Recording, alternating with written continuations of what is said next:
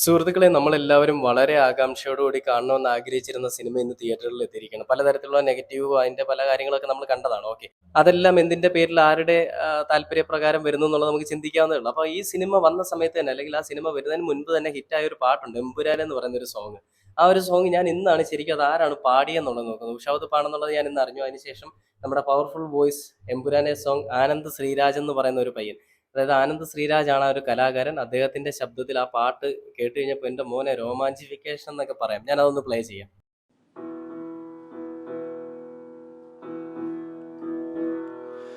താരെത്തിയെ നെഞ്ചിൽ കത്തും കാവൽ നാളമേ, ഇയാളും കാറ്റിൻ കണ്ണിൽ വാഴും മായാമന്ത്രമേ, മാരിപ്പെയ്യെ കാണാ കരയെ ആഴിത്തിരനിയെ, ഇരുളിൻ വാനിൽ വീഴും നീറാ സൂര്യനെ, എതിരെ ആയിരം എരിയും മാറിടം, അതിരിടങ്ങളോ അടർക്കളം, തേടുന്നു നോറ്റുന്നു കാക്കുന്നു വാഴ്ത്തുന്നു താരാധിപന്മാർ നിന്നെ എംപുരാനേ,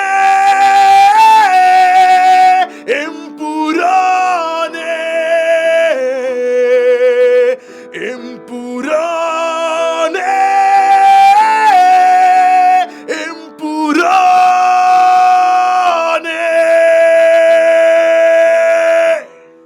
എന്റെ മോനെ ആ ചെറിയൊരു മൈക്ക്, കോളർ മൈക്കും വെച്ചിട്ടാണ് ആ സൗണ്ടിൽ പാടുന്നത്. ചുമ്മാ ഉടായിപ്പൊന്നുമില്ല കേട്ടോ. എന്തൊരു സൗണ്ട്, എന്തൊരു പവർഫുൾ വോയിസ് എന്ന് അതിനെ തന്നെയാണ് പറയുക. അത് പറഞ്ഞ സത്യം തന്നെയാണ്. ആ ഒരു സൗണ്ട് ആ സിനിമയിൽ ഒരു ബാക്ക്ഗ്രൗണ്ട് സ്കോർ ജസ്റ്റ് ഒരു മ്യൂസിക് മാത്രം ഇട്ടുകൊണ്ട്, അല്ലെങ്കിൽ ആ സിനിമയിലെ മ്യൂസിക് ഇടാതെ തന്നെ അത് കേൾക്കുമ്പോൾ നമുക്ക് തന്നെ ഒരു രോമാഞ്ചം വരുമല്ലോ, ഗൂസ് ബംസ് എന്നൊക്കെ പറയാം. ആ ടൈപ്പ് സാധനം. എൻ്റെ മോനെ, ഇതൊക്കെയാണ് ടാലന്റ് അല്ലേ. വെറൈറ്റി കിടില സാധനം. ഈ പടത്തിന് നല്ല രീതിയിൽ ഈ ഒരു പാട്ട് സഹായിച്ചിട്ടുണ്ടെന്നുള്ളത് നമുക്ക് കൃത്യമായിട്ട് അറിയാൻ സാധിക്കും. ട്രെയിലർ കാണുമ്പോൾ തന്നെ അറിയാം. എന്തൊരു വോയിസ് അല്ലേ. എൻ്റെ പൊന്നു മച്ചാനെ നമിച്ചു.